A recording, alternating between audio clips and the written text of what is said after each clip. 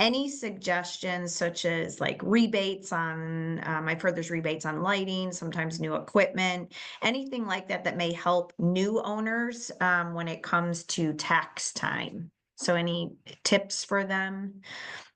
I've found all these rebates to be a little too time consuming to go after, and like the Yeah. juice doesn't really just wasn't worth the squeeze. The one thing that comes to mind, and like I'm totally not an accountant, but when you do buy new equipment, a laundry card system, machinery, they have the section 129 and bonus depreciation, which is it lets you deduct a very high percentage of that improvement. So if you spent $500,000 on a store, you can deduct a very high percentage year one to offset income. That's a good tip for a new owner. How about you, Brian?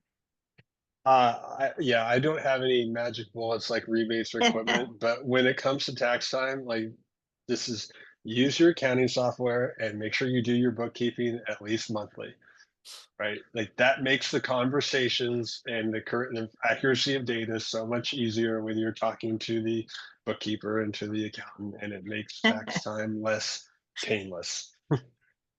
Yeah, and Yes. one note tailing off that, I would say even weekly, just so you always remember those expenses.